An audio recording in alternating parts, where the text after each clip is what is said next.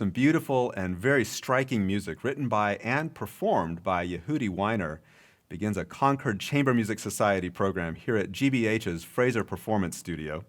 I'm Brian McCreath, glad to have you along. I'm in an isolation booth at the studio in the name of social distancing, and this program also includes the founder of CCMS, that's violinist Wendy Putnam. Yehudi, thank you for those opening pieces, some unbelievably beautiful music, and two pieces written very far apart in your life. But the first one I want to ask you about because it has this very personalized title, I might say, but I'm curious about what's behind that title, Piccola Fantasia Davenniana. What's the story behind it? Well, it contains the word Davenni.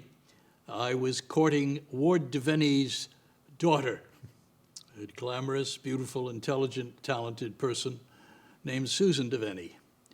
And this was my courtship, which was accompanied by trying to charm the father into believing I was a worthy suitor. You know, like the guy who comes along and has to, like in the L'Histoire de Soldat, you have to perform before the king. And so I wrote this piece, and the piece is not just a title containing Davenni, but also is based on a silly kind of analogy on his name, on the letters of his name, W-A-R-D, et cetera, et cetera. And it's just a very simple transference of numbers and letters, and it ends up in giving you a row. Okay. I'm not a serial composer, but working with a row sometimes is like working with a theme. Yep. And then comes the compositional effort and imagination to try to make something out of what amounts to nothing in the beginning. And a row being a set of notes that kind of is what you basically, you base the entire piece on. Exactly, Yeah. a set of notes which can be compared to a scale, but a shaped scale, if you like. Yeah, and it's just raw material. That's what it amounts to. Yeah, but it does speak to the way that a lot of your music comes across, and I think maybe is created, that has personal connections. And that's what you went to in the second of those two short pieces, a piece just written this last spring, and written for a good friend of yours, 4x20. 4x20. Well, first of all, you mentioned that these pieces were written at great length in between. Mm-hmm. Piccola Fantasia Davenniana was written in '66, a few years ago, at the Yale Summer School. And the piece called 4x20 has a subtitle, Christoph, and was written for Christoph Wolff's 80th birthday, which happened just about 2 months ago or so. Christoph is really the great Bach scholar. Yep. We have in Boston 2 or 3 of the greatest Bach scholars in the world. And tragically, the piece was written and delivered. Christoph enjoyed it. I made a little video with the aid of my wife. And within about, I think, 2 or 3 weeks after that, Christoph's wife died. Mm. She'd been fighting an illness over some time, and so all of this is together. Mm. But the piece, the title 4x20, Christoph turned 80. Yeah. And the piece has exactly 20 bars. Each bar has 4 beats in it. And it is mystical to me that it turned out like that, because I didn't plan this like a mathematician. Oh, really? It's extraordinary. It's the one example of numerology in which I seem to be superstitious. But Bach was a numerologist, and right. So was Schoenberg. Yeah. I almost thought that you were sort of alluding to Bach and Christoph's work with Bach by making it such a numerically perfect piece. I didn't make that connection, but that's a good connection to make. Yeah, sure. But it's so rich too. It's such a beautiful little piece. So. I love the piece, and I spoke to Christoph, and he mentioned how much he loves the piece. Yeah. So, yeah. Wonderful. Yeah. Well, Wendy, we were in the middle of what I thought was a spectacular 20th anniversary season for the Concord Chamber Music Society last winter when the pandemic hit. And so first, congratulations on your 20th anniversary season. But also, once that initial shock came, as it did for all of us, and concerts had to be canceled, tell me about your thinking as the spring kind of wore on and we all regained a little bit of stability. What was your thinking about CCMS and about music in general? Well, like you said, I think after the shock wore off, I really started to think, Brian, that we need to be able to connect with our audiences. And I've thought this for some time, actually, that we need to be able to connect with our audiences in a way that is more intimate, that's more personal, that's less formal. And I've always tried to do that in our concerts. But I thought, well, this is a really good opportunity to think about how can we bring our music to people in a way that's different, that's more accessible, especially during this time. And so I sort of started coming up with this concept and thought that perhaps we could play some music, but we could also talk, and you could meet the composer, Yehudi, and really get a sense of what the music is and what the process is by which we make the music. And feel it very, very personally. Yeah, and your programs are known for their broad range and for an exploratory quality that goes with some standard repertoire. So you have this piece by Florence Price, and now she's a composer who's no longer with us, but there's been a sort of renaissance for her music in the last few years. Yeah. Tell me about how you came to Florence Price and a little bit about this lovely, lovely little piece that you have. Well, I think, having the desire to be relevant was a goal. And so I started looking for music that people maybe weren't so familiar with. And I came across her pieces.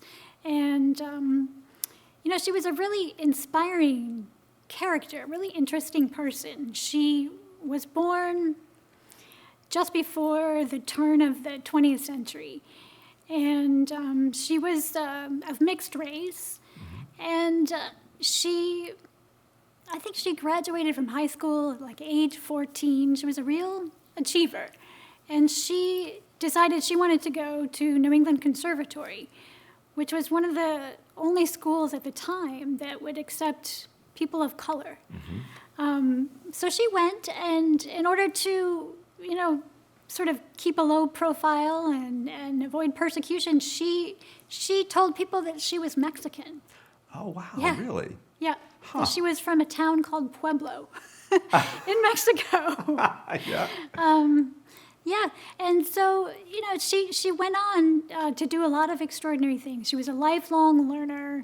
She was divorced from an abusive husband. She, she kept constantly trying to improve herself and have a career as a composer. And she did things to support herself. She played music for silent films. She wrote jingles for commercials. She just, she was working it. Yeah. And I thought that this would just be a really nice piece to play for people that they probably don't know. We couldn't even find a recording of it to learn it. And I find her music to be very open, very soulful, and have sort of an underlying spirituality to it. Well, here it is, the Andante con Espressione by Florence Price, Wendy Putnam, and Yehudi Wyner in this program by the Concord Chamber Music Society.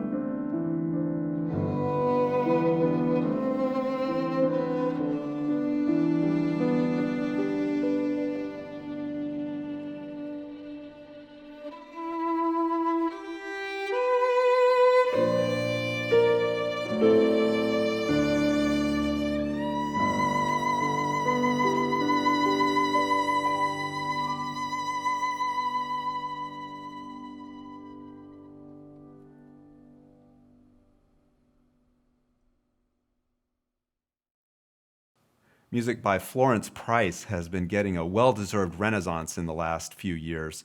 But Yehudi, your career has been long and rich, and a lot of it has been very much in the public eye. And the next thing that is on this program is 3 informal pieces. So, first of all, tell me about the title. What does it mean? What does informal mean in this sense? And then, when did you write this piece? What kind of where does it fit into your compositional life? It fits into a very troubled time compositionally in my own thinking. The piece was written in 1961, had been commissioned by the International Society for Contemporary Music, and at the time I had a duo. I was a duo with Matthew Raimondi, a specialist in contemporary music and one of the founders of the Composers Quartet, which had a very active career. I was living in a converted mill, an old wood-turning mill in Woodstock, or just outside Woodstock, a building which absolutely embraced and captured my heart. I loved this place. In the corner upstairs, on the second floor, was a tiny room, which was an office for the people working at the mill when the mill was operating. I had a Steinway upright there, and this was a heavenly little place to work in, and I was utterly stuck. I mean, it should have been the paradise for any thinking, any creative person. I was agonizing. And the piece was, I finally put together this piece. I remember going over to a neighbor, the great American composer, Henry Cowell, who was at the time recovering from a stroke. His wife asked me to come over and help him learn about music again and listen to things. And I came over with a very dark face, and Henry said, "Yehudi, what's the matter?" I said, "Oh, I've got this commission and it's killing me. I just wish I just did it." He said, "Yehudi, there's nothing in life more important than a deadline." And that stuck in my mind. To remember something from 1961. In any case, the piece was performed and very well received. It was performed in New York and then at Tanglewood. My feeling about it was negative. I felt the piece was hysterical and too spiky and too revealing of what was, in my sense about myself, a very vulnerable, troubled guy. Wow. And so I took the piece and I put it in a drawer and I put it to sleep for 8 years. Never looked at it, never thought about it. In 1969, my colleague at Yale, Brodus Earle, a great violinist, a great teacher, and a great friend, said, "Do you have something? I want to play a concert here. Will you play with me?" I said, "Well, I have a big concert duo." And he said, "Well, you have anything shorter?" I said, "Well, I have this piece that..." Anyway, he looked at it. He said, "Let's do it." And what's interesting, perhaps, for the layman, for the people out there, is to understand that a composer doesn't always know really what the value of a particular product is. Is it his masterwork? Is it a total failure? And that judgment is often incorrect, or often enough. In any case, the piece had a new life from that moment. It was beautifully performed, but I was different. I accepted it now. I accepted this music. I thought, yes, this is really original, it's beautiful, it's viable, it's really a worthwhile piece of music. Wow. And so that's what it's been for the rest of its life. Now, the title has a significance also. I'll be brief about this. In those days, the academic mantra was serialism, serial composition, 12-tone composition, and a thing called pre-compositional planning. That is, you have a scheme, a plan, an algorithm, whatever it was, to write a piece.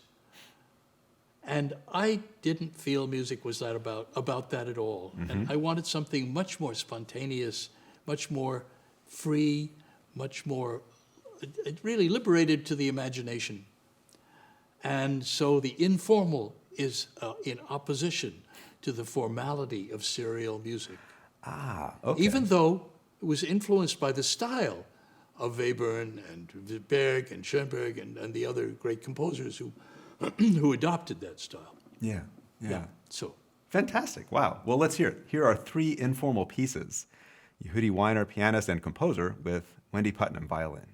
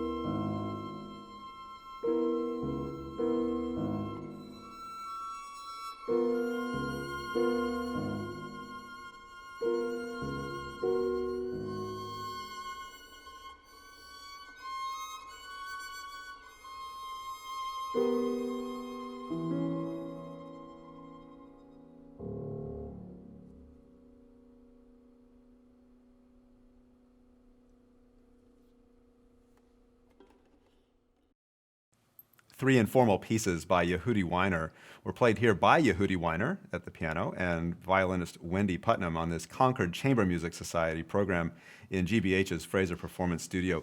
Wendy, I have to ask you, there's so much going on. I mean, Yehudi typically packs so much thought and craft into such, dense amounts of time. What's it like to play this music? Yeah, it is really intense. They're very condensed. I love these pieces, Yehudi. I really do. Yeah. They speak to me, and the fact that they are so personal it's such a privilege to play them with you, because here you are, and I can connect what I feel about the pieces that's personal with you and see you in front of me, and there's just so few opportunities in life to do that, and I think that, I love the form of the pieces, that they're just very satisfying. They're compact, and yeah, they may be hysterical at times, but it's what it is. It's life, right? And it's just distilled into these perfect packages that you can listen to and enjoy. Wow. What more can a composer ask? No, really. I mean, that's the payoff when another soul hears what you're doing and hears and feels about it. That's the commitment. And I think that's above all what I aspire to do as a composer. I'm not trying to please an audience. I'm trying to reach another soul. Yehudi, you and I had a conversation a number of years ago at Tanglewood, and you said something to me that actually really relates to the way you've described your process and actually the way Wendy describes your music right now. You said something along the lines of, you went through this time when you were unsure because Beethoven had a process and Bach had his formulas and Mozart had his templates and everything, and you felt like, I don't have a process. What am I doing? Am I even supposed to be doing this? And you said something like, I think you got reassurance from novelists who talked to you about character and developing characters in their novels, and that somehow resonated with you. And it seems to play out in this piece as well. I guess what I'm asking with that in mind is that way of thinking about music and music development and your creative process, is that related to growing up with your father, Lazar Wyner, who was a very well-known composer of a very specific kind of music? No, I think that's not unrelated. I think unrelated. That's just okay, yeah, tell unrelated. me more. I think it's just a personal developmental factor. Yeah. And the reassurance of the novel, the reassurance of novelists came at fairly late in my life, when I kept thinking, gee, I don't have a method. I don't really know how to compose. Everything is a blank sheet. And, there's so often I say, now, what's next? What am I going to do? And then I would read about notable novelists who say, well, we don't have a structure to begin with. I don't know what the story is. I don't know where it's going to come out. I start with a character that I'm interested in. And that character does something, and that has a consequence, and other characters come and respond and relate. And before you know it, you have to build some kind of a structure. Yeah. And, it sounds very loose and very simply improvisatory. But a lot of creation is improvisatory, which then becomes increasingly organized so that the qualities that are being expressed are most clearly transmitted and organized and made more coherent. Very often, an improvisation is just splat, or if it's refined, if it's put in the right context, can be not splat, but spirit. Yeah. Well, I did read somewhere, again referencing your father, you described him as something like the Schubert of Yiddish art song. And I am curious about if that particular approach, and I understand now that what you're saying, that idea of character development is something from later in life, but what was it with your father, and is he the one who kind of drew you into music and into composition? No, I wouldn't say so, but No? I was the firstborn of 2 children. Okay. And my father was a known musician in many realms, choral conducting and composing and so on and so forth. And my mother had graduated from Juilliard, was teaching piano a bit. I was the firstborn, and I was programmed to be a musician. There was no choice. Wow. There wasn't any choice. There was a lot of music around the house. By the time I'm told, when I was 5 or 6, I was already sitting at the piano and making up pieces, which they were obviously pieces. My father recognized that because I would repeat them over a period of time, and he'd write them down.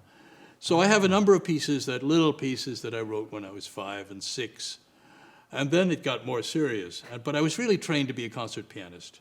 Oh, okay. That's what the idea was. And at a point, it was not a happy experience. I was no prodigy. Okay. And I remember one of my fellow students was Charles Rosen. Oh, wow, really? Oh, Wow. yeah, but he was about 3 years older than I am and about 100 years more talented. I mean, no question. I remember being on a concert at Carnegie Hall, Recital Hall. I had to play a little Chopin prelude. He played some Chopin etudes like a wizard. I played this little Chopin prelude and broke down. Oh. I mean, it was just awful. But anyway, by the time I was 15 or 16, I really realized I didn't have the makeup to be a concert pianist, touring, living out of a suitcase, repeating things endlessly. It wasn't and I had been composing all along, and that got more and more interested, along with the fact that I fell in love with certain music. Okay. Starting with the Brahms Requiem, and then going on to music of Bartók, and falling in love, of course, going with my little aunt to Carnegie Hall, hearing The Rite of Spring and saying to her, that's the greatest piece ever written. And then I fell in love with the music of Hindemith. Yes. That was a big deal. Well, and it led to a relationship with Hindemith. It led to a relationship with Hindemith. I went to school because he was at Yale. And one of those ironies is my entire undergraduate career was without him because he would not accept any undergraduates. Oh, my gosh. So I went to the school to study with the man. The man said, forget about it. Oh, no. And the irony is, by the time I got to study with him, as a graduate student, the romance was over. Oh. Yes, I'd gone into the Stravinsky camp. Oh, okay.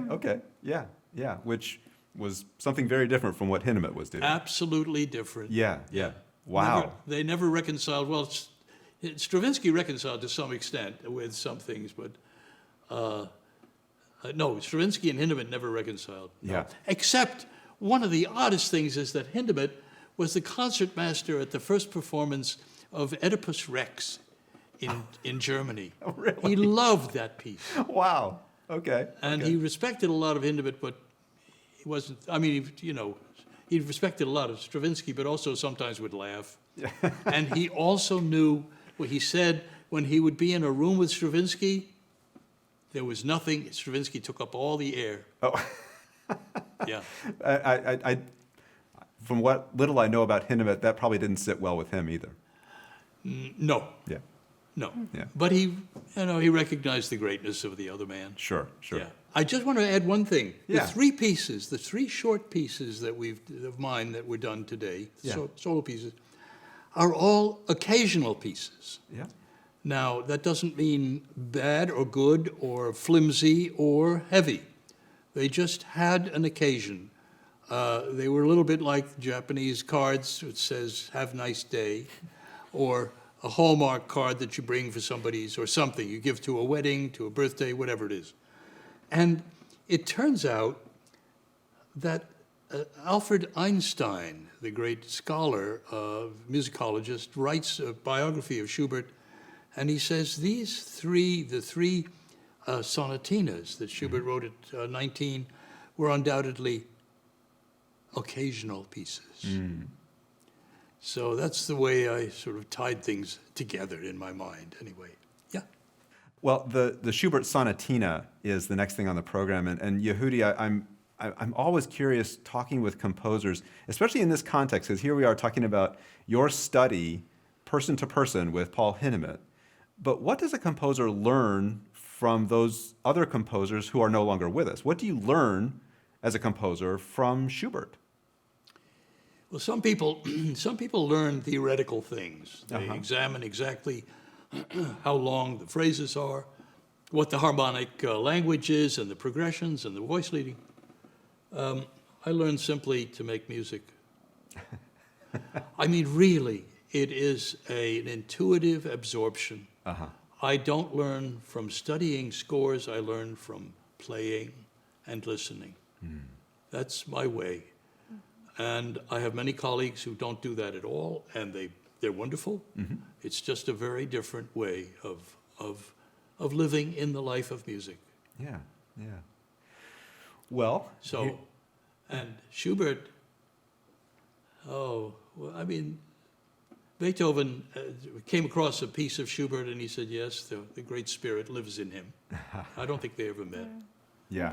These pieces are they're so perfect. They're just, it's just the most phenomenal music. And you can hear the young Schubert thinking ahead, with these kind of more compact melodies. And I say more compact relatively to what he did later on in life. Yeah. And you can hear that he's thinking, well, how can I extend this melody? And how can I take it to a new place? How can I take the people who are listening to this to a new level with this melody? And it's amazing. And then I swear there are some harmonies in there that are the most shockingly beautiful but unusual for that time. Harmonies. And we were talking about it, and we were just kind of marveling about a couple of the passages in that sonatina. Well, here it is, the Sonatina number 1 by Schubert with Yehudi Wyner and Wendy Putnam.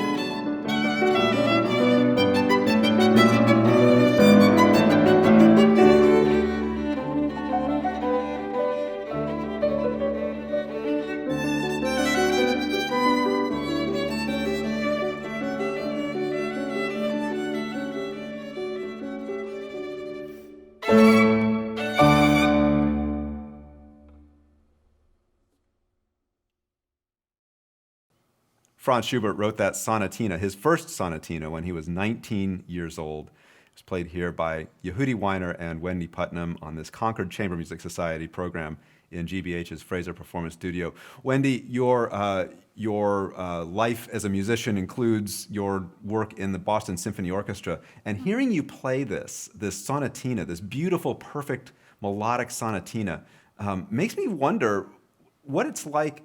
Do you think of Schubert the same way playing this as you do when you're in the orchestra sitting there playing one of his symphonies?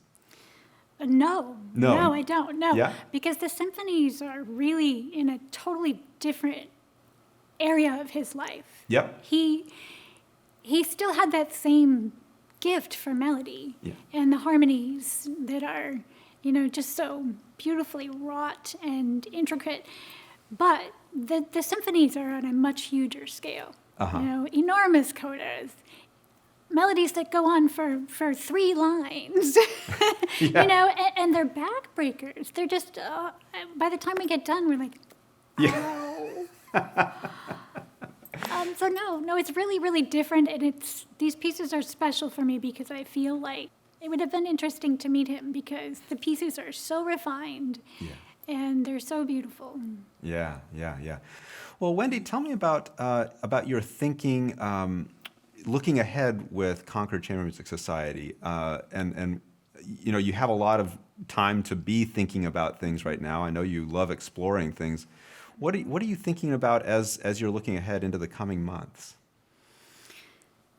Well, other than just kind of waiting to see how things turn out, but realizing that, pursuing ways of bringing music to people without having live performances, but still giving people a real sense of being right there in the room, being able to sort of reach out and feel what that music is like and hear about it and have that intimate connection. So I'm looking forward to being able to find ways to connect with audiences here and audiences farther away as well.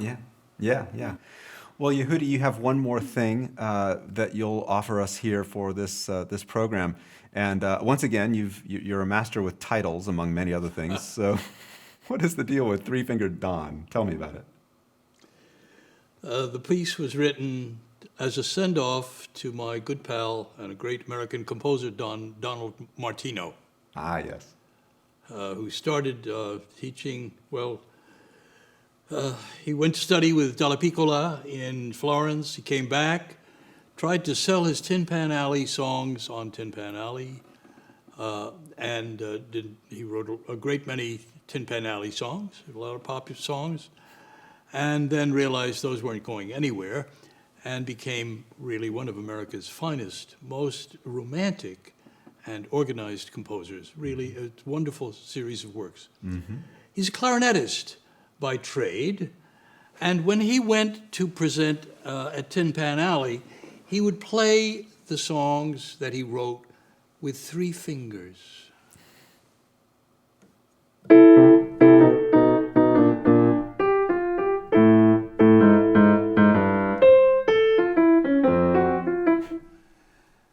Three fingers only. This was when he was retiring from Harvard. It was just called a Festschrift. This little piece was written for him as a Festschrift. Lovely. Well, here is Three-Fingered Don to end this program by the Concord Chamber Music Society.